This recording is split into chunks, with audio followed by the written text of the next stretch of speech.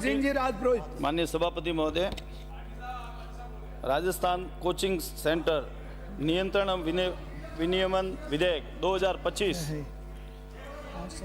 राज्य के कोचिंग सेंटरों पर ये नहीं बोलेगा। नियंत्रण करने के लिए और बच्चों की जो आत्महत्या को रोकने के लिए एक एक्ट का आना आवश्यक था।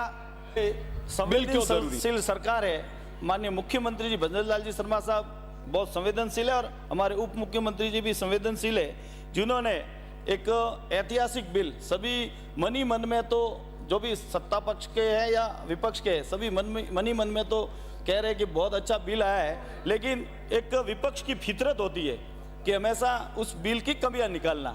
एक उचित बिल आया है जो कोचिंग सेंटर अपने आप में, जिसको कैसे स्वच्छंद कोचिंग सेंटर थे। कोचिंग सेंटर कोई आज तो बने नहीं, भाजपा की सरकार आने के बाद तो बने नहीं थे, पहले बने हुए थे, वो स्वच्छंद थे। उन पर किसी ने नकेल कसने का काम कराया तो भारतीय जनता पार्टी की सरकार ने, प्रभारी मंत्री ने कहा, मैं धन्यवाद देता हूं कि इस प्रकार की कोचिंग सेंटर पर आपने नकेल कसने के लिए जो बिल लाया उसके धन्यवाद करता हूं। जिस प्रकार से फीस की भी बात हो रही थी, फीस पर अभी जब प्रोस्पेक्टस निकालेंगे तो उनको निर्धारित फीस करनी पड़ेगी कि इस कोर्स के लिए आपको इतनी फीस देनी पड़ेगी, उसको खुले रूप से, और उसकी रसीद भी देनी पड़ेगी। इस तरह का बिल में आपने जो धारा में 13 में जो प्रावधान करा है, मैं उसका धन्यवाद करना चाहूँगा। जिस प्रकार से उसमें भी कोई अगर कोचिंग करते हुए 3 महीने पढ़ाई करी, साल भर की पढ़ाई थी, 3 महीने ही पढ़ाई करी है और उसको वापस उसमें कोचिंग छोड़नी है तो 3 महीने की ही फीस काट कर वापस 9 महीने की फीस उनको वापस रिटर्न कराने का फैसला करा है। ये बहुत ही न्याय संगत है। मैं प्रभारी मंत्री जी, जिस प्रकार से आपने वो बिल लाया, ये छात्र हित के लिए लाया है। जो भी आपने जिस प्रकार से हमने देखा है, मैंने बिल पढ़ा, कई तरह की इसमें व्यवस्था जो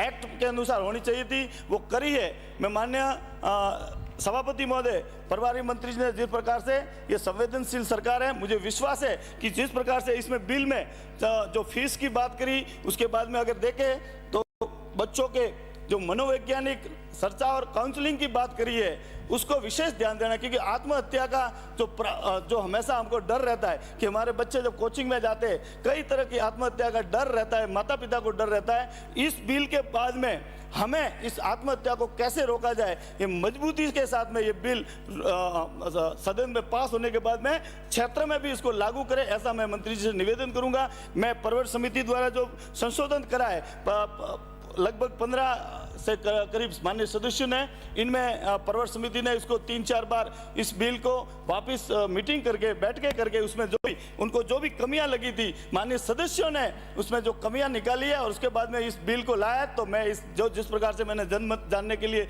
वापस प्रसाद का, मैं वापस लेता हूँ और मैं प्रभारी मंत्री जी का धन्यवाद करता हूँ कि आपने बहुत ही अच्छा एक विधेयक लाया और ये छात्र हित में होगा। जय हिंद, भारत माता की जय। श्री डूंगर राम गेदर। धन्यवाद सभापति